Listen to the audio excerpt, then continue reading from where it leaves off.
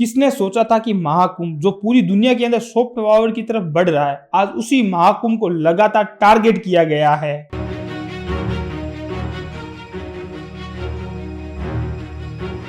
And the breaking news we're tracking is from Uttar Pradesh's Prayagraj, where several pilgrims were feared injured after a stampede-like situation broke out at the Mahakumbh earlier today ahead of the Amrit Snan on Mauni Amavasya. इस तरह की ढेरों तस्वीरें आपको कुंभ से दिखाई दे रही हैं। दुख की बात यह है कि गोदी मीडिया ऐसा बर्ताव कर रहा है कि कुछ हुआ ही नहीं। असल में 29 जनवरी के दिन मौनी अमावस्या के दिन कुंभ के अंदर अचानक से भगदड़ मच गई, जिसमें से 30 लोगों की मौत हो गई। घटना सुनने में अंदर जितनी ज्यादा भयंकर है, उससे कई ज्यादा देखने में और भी ज्यादा भयंकर है। पर कहते हैं ना कि कुछ लोग गीदड़ हमेशा मरने का इंतजार करते हैं ताकि उनका पेट पल सके। आज उसी समय जो लोग कोविड के अंदर जो लोगों की मौत हो रही थी, उसके समय जो लोग खुश हो रहे थे, आज कुंभ के अंदर जो यह हादसा हुआ है उसके बाद भी वे लगातार खुश हो रहे हैं। हमें इस समय के लिए सेंसिटिव रिपोर्टिंग करनी चाहिए, परंतु कुछ लोग होते हैं जो गिद्ध की तरह होते हैं, वो इस घटना को अपने फायदे के लिए बुनने की कोशिश कर रहे हैं। असल में जो आज कुछ हो रहा है ना, वो कुमार विश्व शर्मा ने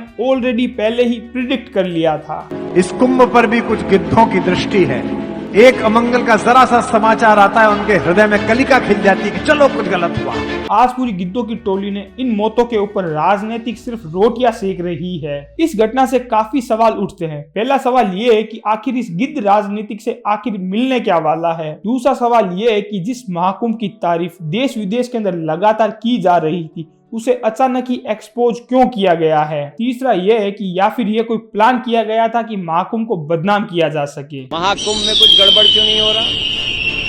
महाकुंभ में कुछ गड़बड़ क्यों नहीं हो रहा? 29 जनवरी 2025 की सुबह के दिन मौनी अमावस्या के अंदर एक बहुत बड़ी दुखद घटना हो चुकी थी। जब भारी भीड़ संगम घाट की तरफ स्नान करने के लिए जमा हो रही थी, तो अचानक बैरिकेड टूट गए। स्थिति नियंत्रण से बाहर हो चुकी थी। लोग एक दूसरे के ऊपर गिरने लग चुके थे। शुरुआती समय में सामने ये आया था कि भगदड़ के अंदर कुछ महिलाएं बेहोश हो चुकी है और कुछ लोग घायल हो चुके हैं। घटना के बाद तुरंत घायलों को महाकुंभ के अस्पताल के अंदर भर्ती करवाया गया और जिन लोगों की हालत काफी ज्यादा गंभीर थी, उन लोगों को पास ही की किसी क्षेत्र के अंदर बेलीग्राम अस्पताल के अंदर रेफर करवाया गया था। शुरुआत के अंदर यह बताया जाता कि कुछ लोग घायल हुए, लेकिन घटना के 16 घंटे बाद यह बात की खबर आती है कि 30 लोगों की मौत हो गई और 60 लोग से ज्यादा लोग घायल है। और योगी सरकार से सिर्फ एक सीधा सवाल यही बनता है, 5 करोड़ लोगों का अमृत स्नान कराने के लिए आपकी सरकार चुटकियों के अंदर गिन लेती है, परंतु इन 30 शवों को गिनने के लिए आपको 16 घंटे लग चुके थे। 1954 के अंदर भी एक भगदड़ मची थी, जिसमें 600 से ज्यादा लोग मारे गए थे और ये सारा ब्लेम पंडित नेहरू के ऊपर दिया गया था। 2013 में भी कुंभ के अंदर भगदड़ मची थी, जिसका सारा ब्लेम आजम खान और अखिलेश यादव पर दिया गया था। 2025 में भी योगी सरकार के अंडर में यह घटना हो चुकी है, तो ब्लेम किसको दिया जाएगा? माइकल जैक्सन को। प्रशासन ने तुरंत ही मेला क्षेत्र के अंदर राहत का कार्यक्रम शुरू कर दिया गया